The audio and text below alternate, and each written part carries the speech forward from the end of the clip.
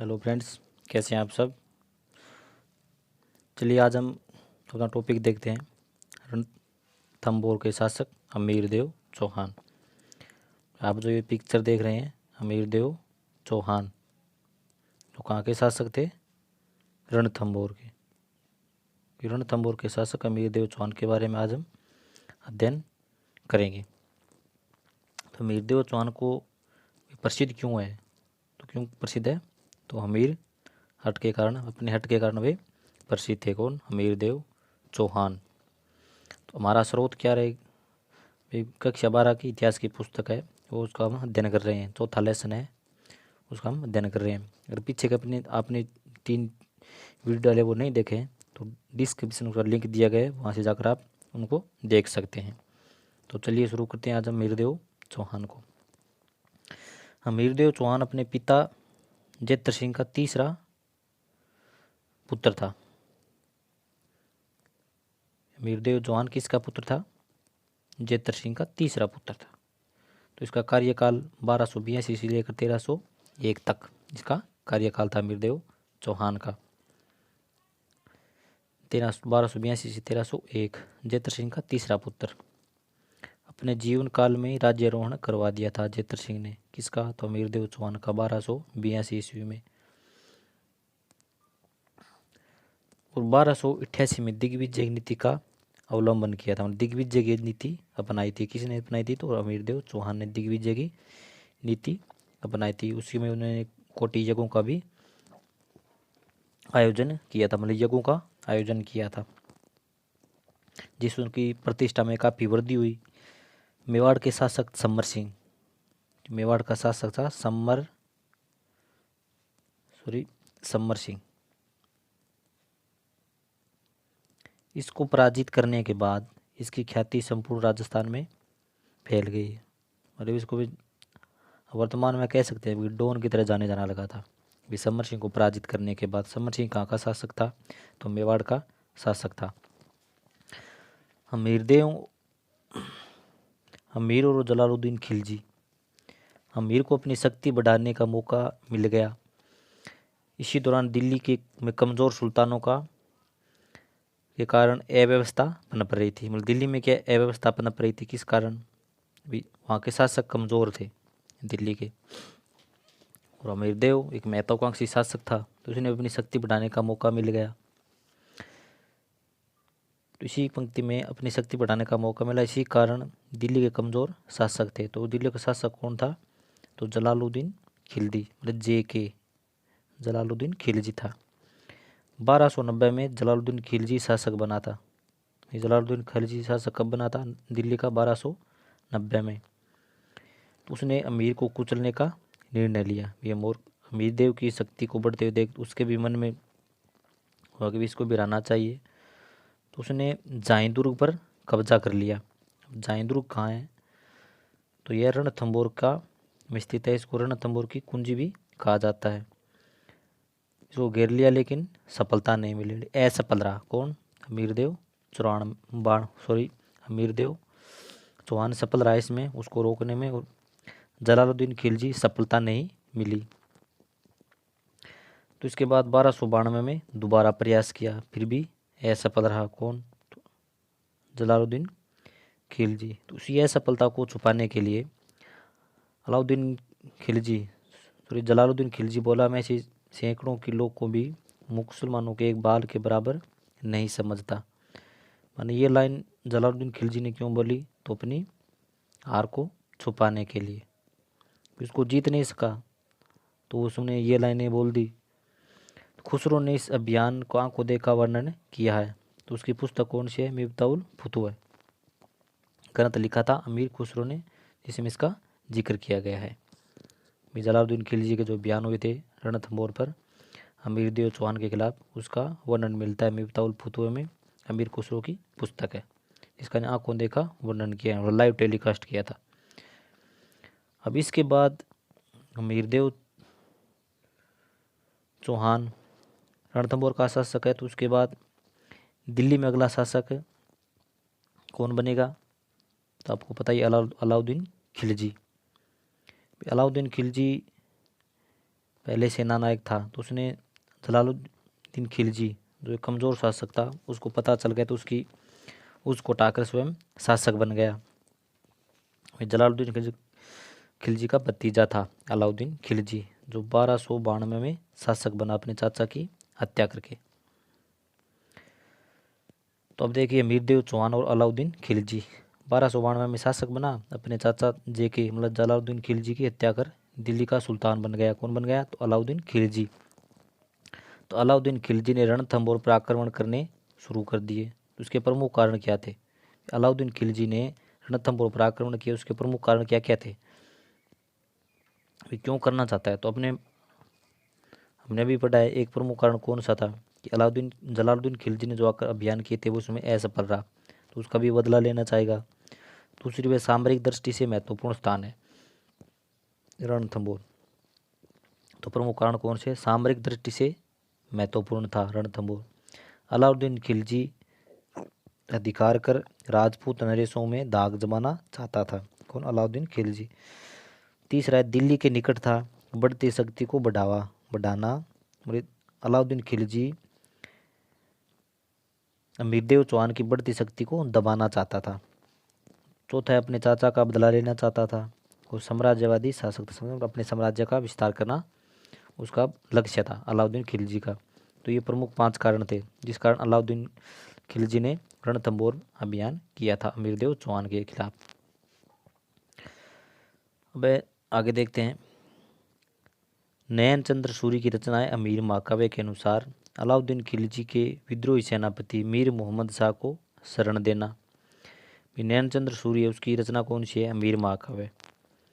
तो उसके अनुसार अलाउद्दीन खिलजी का आक्रमण करने का प्रमुख कारण क्या था? तो प्रमुख कारण यह था कि उनका सेनापति था मीर मोहम्मद, तो यह किसी कारणवश हमारे कुछ खजाना लूटकर वहाँ से भाग आया था। तो इसको शरण किसने दी थी? तो इसको अमीर ने शरण दी थी। तो इसको जब वापस मांगा अलाउद्दीन खिलजी ने, तो इसको देने से मना कर दिया कि हम शरणागत की रक्षा करते हैं।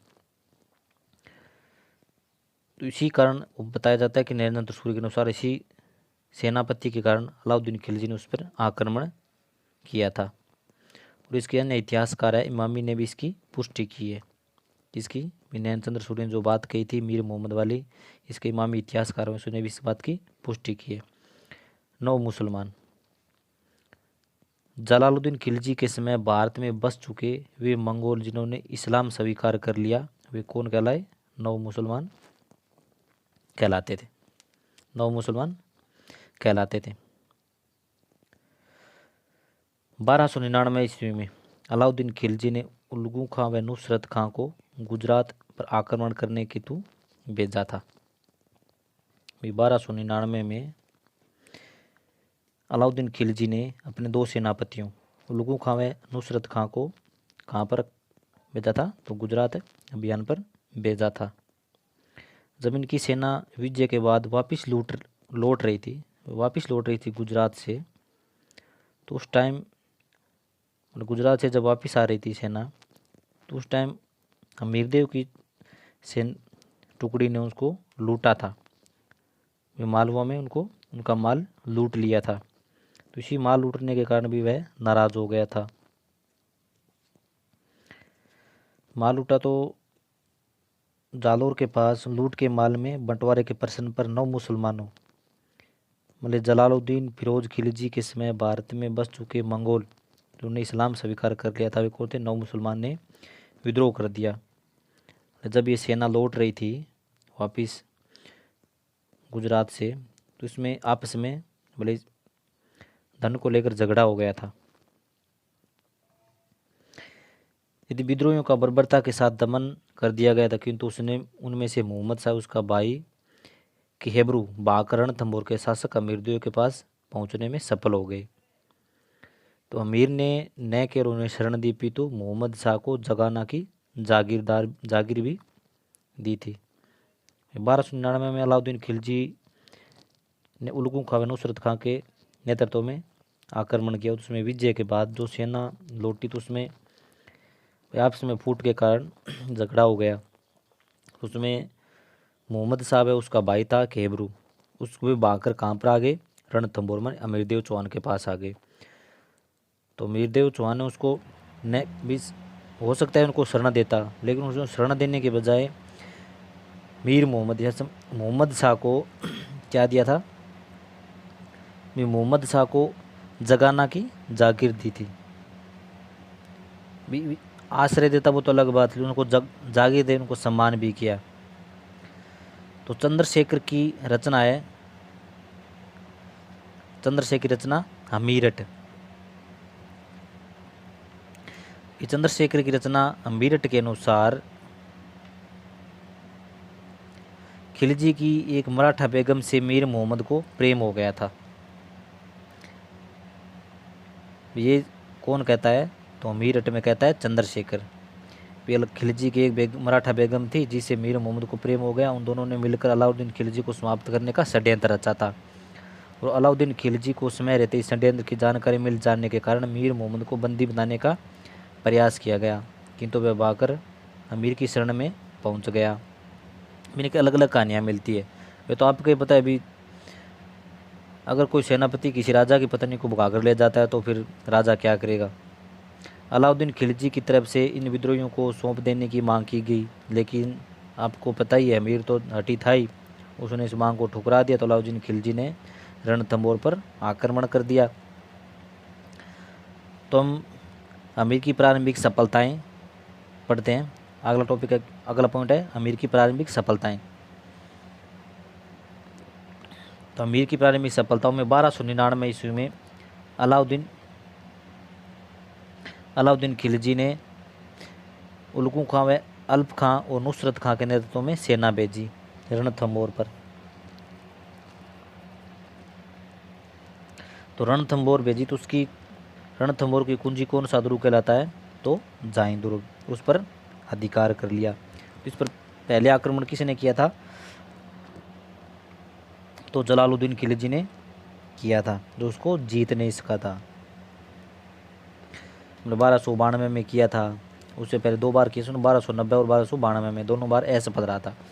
तो इस बार अलाउद्दीन खिलजी ने आक्रमण किया उलगू खां, अल्प खां और नुसरत खां के नेतृत्व में। 3 सेनापतियों के नेतृत्व में सेना भेजी, जिसने जाइन दुर्ग पर अधिकार कर लिया।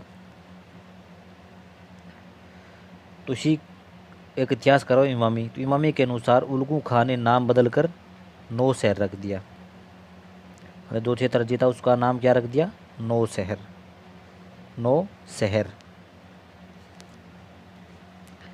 अमीर महाकाव्य के अनुसार अमीर कोटि यज्ञ समाप्त कर मुनिवर्ष में व्यस्त था। जिस टाइम ये युद्ध हुआ था तो उस टाइम अमीरदेव चौहान मौन व्रत धारण किए हुए था। तो उसने भीम सिंह व धर्म सिंह को भेजा, और भीम सिंह और धर्म सिंह दोनों गए उसको मतलब सेना का सामना करने लिए। दूसरे प्रयास में मारा जाता है, मतलब पहला प्रयास तो उसमें सफल हुए, लेकिन दोबारा प्रयास किया गया तो उसमें भीम सिंह उसमें मारा जाता है। तो धर्म सिंह को भीम की मृत्यु का कारण मानकर अंधा करा दिया, उसके स्थान पर भोजराज को नया मंत्री बनाया जाता है। इसका कारण क्या था, इसमें अमीर सोचता है कि भीम सिंह की हत्या का जिम्मेदार धर्म सिंह है, लेकिन उसका सही देखा जाए तो वह धर्म सिंह जिम्मेदार नहीं था। उसमें वह स्वयं आया था, उसको भीम सिंह स्वयं गया था और धर्म सिंह को वापस भेजा कि आप जाओ, मैं इनको रोक लेता हूँ। लेकिन इस युद्ध में भीम सिंह मारा जाता है। तो अमीरदेव सोचता है कि इसकी हत्या का इसकी मौत का जिम्मेदार धर्म सिंह है, तो उसको वह अंधा करवा देता है और उसके स्थान पर मंत्री किसको बना देता है, भोजराज को बना देता है। मतलब नया मंत्री भोजराज को बना दिया, और बाद में उस भोजराज को भी निकाल देता है और अमीर अलाउद्दीन खिलजी के पास चला जाता है। अमीर से वो कहाँ चला जाता है, अलाउद्दीन खिलजी के पास।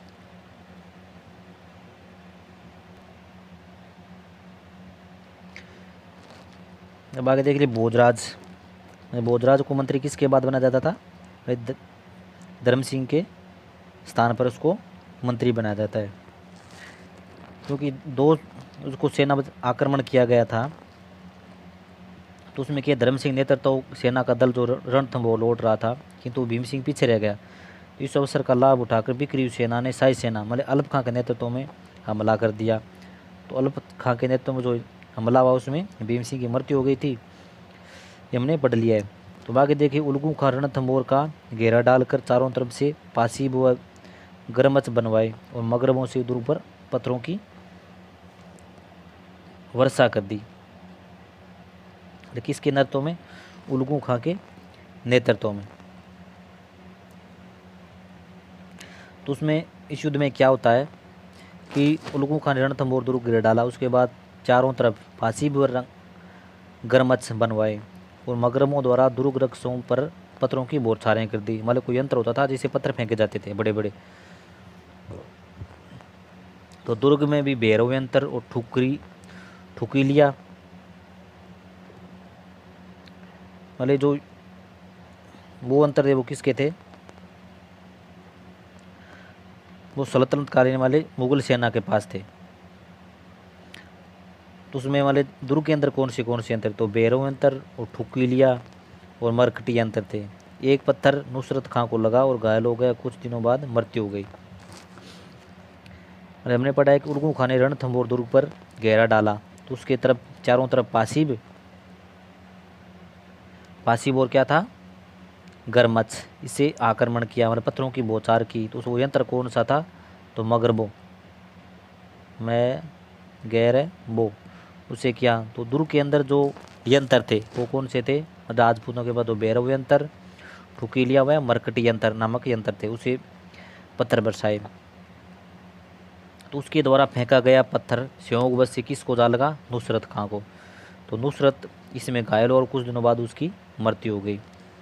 इससे शाही सेना को निराशा की स्थिति पैदा हो गई और अमीर ने इस स्थिति का फायदा उठाने के लिए दुर्ग से बाहर निकलकर शाही सेना पर आक्रमण कर दिया।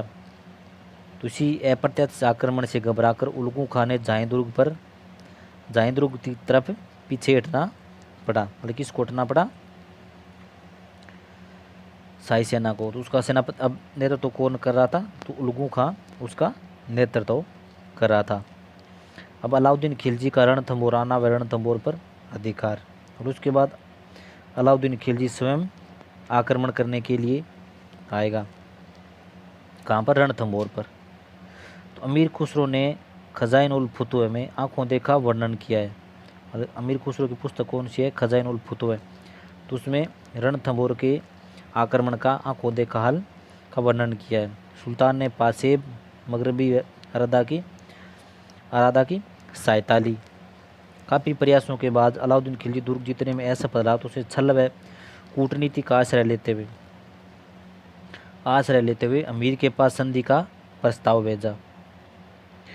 रणमल और रतिपाल कौन थे? तो रणमल और रतिपाल वे अमीर के सबसे योग्य सेनापति थे। माने इन्हीं के दो के बल पर कुछ भी कर सकता था। माने इन्हीं के बल पर मतलब अमीर था, ये भी कह सकते हैं। तो उसमें युद्ध हुआ, तो उसमें भाई सेनापति कौन था? रणमल और रतिपाल। तो अमीर द्वारा जो संधि की गई थी वे कूटनीति किसकी तरफ से थी? तो अलाउद्दीन खिलजी की तरफ से। तो अमीर द्वारा संधि के लिए अपने सेनापति रतिपाल को भेजा गया था संधि करने के लिए। तो अलाउद्दीन खिलजी ने रतिपाल उसकी सहायता से अमीर के एक अन्य सेनापति रणमल को दुर्ग का प्रलोभन देकर अपनी ओर मिला लिया। पहले रतिपाल को, उसके बाद रणमल को प्रलोभन देकर अपनी ओर मिला लिया। चौहान रचनाओं में इस बात का उल्लेख किया गया है कि अलाउद्दीन ने अमीर को एक अधिकारी को अपनी तरफ मिलाकर दुर्ग में स्थित खाद्य सामग्री दूषित करवा दिया। इससे दुर्ग में खाद्यान्न सामग्री भयंकर संकट पैदा हो गया। और अमीर खुसरो ने इस संबंध में लिखा है कि सोने के 2 दानों के बदले में चावल का 1 दाना भी नसीब नहीं हो पा रहा था। ये लिखता कौन है? तो अमीर खुसरो लिखता है। भी यहाँ पर संकट आ गया था, मतलब खाद्यान्न का संकट। तो खाद्यान्न के अभाव में अमीर को दुर्ग के बाहर निकलना पड़ा, किंतु रणमल और रतिपाल की विश्वासघात के कारण उसे पराजय का मुँह देखना पड़ा। मतलब जो पहले संधि हुई थी उसमें रणमल और रतिपाल किसकी तरफ हो गए थे? मतलब अलाउद्दीन खिलजी की तरफ। तो अब उसमें कि धीरे धीरे क्या है, उसने बाहर डाले रखा। तो उसके बाद भी महल के अंदर खाद्यान्न सामग्री का अभाव हो गया। तो उसने एक इन दोनों ने एक अन्य और अलाउद्दीन खिलजी ने मिलकर एक अन्य अधिकारी से मतलब जहर मिलवा दिया, किसके अंदर, खाद्यान्न के अंतर्गत। तो उसके बदले में बाद में जब उनको मतलब 2 सोने के मोहरों के बदले एक चावल दाना मतलब चावल के एक दाना भी नसीब नहीं हो पा रहा था। तो यह संकट की घड़ी देखकर अलाउद्दीन खिलजी महल से बाहर आ गया मतलब युद्ध करने के लिए। तो बाद में उसको पराजय का मुँह देखना पड़ा। युद्ध के दौरान अमीर लड़ता वो मारा गया और अपनी उनकी रानी थी रंगा देवी, उसने क्या किया था, जल जोर किया था। जल जोर का मतलब आप समझते ही हैं, जल जोर, ये जल जोर है। और ये आप चित्र देखिए, रंगा देवी है और ये महल है। तो यहाँ पर किस में कूद रही है, तालाब के अंदर। ये तालाब कौन सा है, मतलब पद्मला तालाब। रंगा देवी ने किस तालाब में छलांग लगाई थी, तो पद्मला, ये रंगा देवी है, अमीर देव की पत्नी, इसने जल जोर किया था। ये इसका वास्तविक चित्र है, जो पद्मला तालाब है उसका वास्तविक चित्र ये बनाई हुई मतलब कोई चित्रकार के द्वारा बनाया हुआ चित्र है, लेकिन ये इसका वास्तविक चित्र है। तो पद्मला तालाब में रंगा देवी ने जल जोर किया, मतलब राजपूत वीरांगनाओं ने जोर किया। यह रणथंभौर का प्रथम शाखा कहा जाता है, रणथंभौर का प्रथम शाखा। जोधराज की रचना है मीरा शो के अनुसार, जोधराज की रचना कौन सी है, मीरा शो।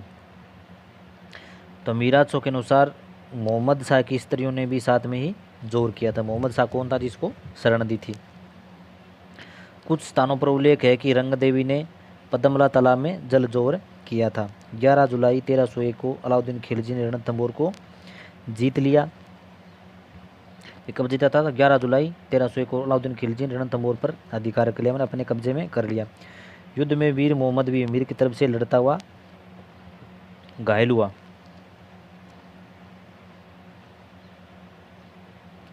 तो घायल होने के बाद मोहम्मद शाह को किसने पकड़ लिया, तो अलाउद्दीन खिलजी ने। तो अलाउद्दीन खिलजी ने उसको पूछा था मोहम्मद शाह से कि अगर मैं तुम्हें ठीक करवा कर छोड़ दिया जाए तो तुम क्या करोगे।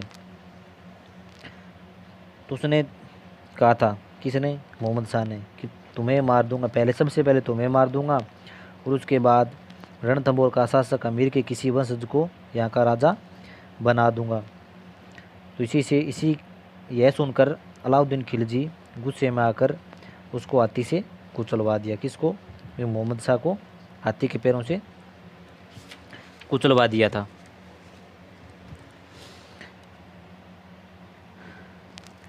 यह इतिहास का पहला जोर, मतलब 12,000 वीरांगनाओं ने दुर्ग में जल जोर किया। हमने पीछे जो पढ़ा है, इतिहासकारों की माने तो रणथंभौर दुर्ग में 1301 ईस्वी में पहला जल जोर हुआ था। अमीर देव की पत्नी रानी रंगा देवी ने रणथंभौर दुर्ग स्थित पद्मला तालाब में कूदकर जल जोर किया था। इतिहासकार इसे राजस्थान का पहला एकमात्र जल जोर भी मानते हैं। रानी रंगा देवी ने जोहर खिलजी द्वारा रणथंभौर दुर्ग पर किए गए आक्रमण के दौरान किया था। अवैध दुर्ग रणथंभौर को अधीन करने में भी सफल रहा था। ये अखबार की कटिंग है और 12,000 वीरांगनाओं ने जल जोर किया था। अब भी अलाउद्दीन खिलजी अमीर का मूल्यांकन। तो मूल्यांकन में अमीर देव चौहान ने अपने जीवन में कितने युद्ध लड़े थे, कुल 17 युद्ध लड़े थे, उसमें 16 में विजयी रहा था। विजयादित्य सम्मानित दरबारी कवि था। राघव देव उनके गुरु थे। अमीर देव का गुरु कौन था, तो राघव देव। वो विजयादित्य कौन थे, सम्मानित दरबारी कवि। कोटि यज्ञ करके अपनी धर्म से निष्ठा का परिचय भी दिया था। किसने, अमीर देव चौहान ने। सिंह सवन सतपुरु वचन कदली फले एक बार, तिरिया तेल हमीरट चढ़े न दूजी बार। शेरनी जंगल का राजा बनने वाले एक ही शिशु को जन्म देती है। सतपुरुष द्वारा दिया गया वचन भी बदला नहीं जा सकता। केले का पौधा भी एक बार ही फलता है। स्त्री के सिर पर लगनाथ दूसरी बार तेल सिंचित नहीं किया जाता। उसी प्रकार अमीर द्वारा दिया गया वचन कभी बदला नहीं जा सकता। बोले अमीर के बारे में कहावत है, भाई अमीर हट के कारण वह प्रसिद्ध था। इसके इन गुणों की प्रशंसा के बावजूद इनकी भूलों को नज़रअंदाज नहीं किया जा सकता, मतलब इसको भूला नहीं जा सकता। उसने पड़ोसी राज्यों को छेड़ कर अपने धन की वसूली कर उसे शत्रुओं की संख्या बढ़ा ली। उसकी भूल भी थी, उसकी कह सकते हैं कमज़ोरी भी आगे आकर सामने कि उन्होंने अपने पड़ोसियों को ही अपना दुश्मन बना लिया था। अलाउद्दीन खिलजी के विरुद्ध संगठन के प्रयास न करना भी उसकी रणनीतिक भूल थी। अलाउद्दीन खिलजी जब आक्रमण करने के लिए आया था तो उसने मन कोई योजना नहीं बनाई और ना ही उसने कोई संगठन बनाया, तो वह भी उसकी कमज़ोरी थी। उसकी मैंने करवृद्धि भी कर दी थी, मतलब क्रमवृद्धि के कारण मतलब जनता में अलोकप्रिय हो गया। तो डॉक्टर दशरथ शर्मा लिखते हैं, यदि उसने कोई दोष भी थे तो वे उसके विरोचित युद्ध, वंश की रक्षा तथा मंगोल शरणागतों की रक्षा के सामने नगण्य है। दशरथ शर्मा उसमें दोष थे, लेकिन उसकी विरोचित युद्ध, वंश की रक्षा तथा मंगोल शरणागतों की रक्षा के सामने वह नगण्य हो जाता है। नैनचंद्र सूरी की रचना कौन सी है? तो अमीर महाकाव्य। नैनचंद्र सूरी की रचना अमीर महाकाव्य है। और व्यास भांड की रचना कौन सी है? अमीर रायण। दोधराज ने क्या लिखा था? अमीर रासो। तो अमृत कैलाश ने अमीर बंधन और चंद्रशेखर ने अमीर हट। सभी रचनाओं का नायक कौन है? तो अमीर देव चौहान। ये जो सभी रचनाएं लिखी गई है उनका प्रमुख नायक कौन है? तो अमीर देव चौहान है। बोले नैनचंद्र सूरी की रचना कौन सी है? अमीर महाकाव्य। और व्यास भांड की रचना कौन सी है? अमीर राय। जोधराज की रचना कौन सी है? अमीर रासो। तो अमृत कैलाश की रचना कौन सी है? अमीर बंधन। और चंद्रशेखर की रचना कौन सी है? अमीर हट। तो यह था शासक राजस्थान का अमीर देव चौहान। रणथंभौर के शासक अमीर देव चौहान के बारे में हमने पढ़ा। कल हम पढ़ेंगे राव रतन सिंह के बारे में। तो आपको ये वीडियो कैसा लगा हमें कमेंट करके ज़रूर बताएं। अगर आपने अभी हमारे YouTube चैनल को सब्सक्राइब नहीं किया है तो प्लीज़ सब्सक्राइब कर लें। धन्यवाद।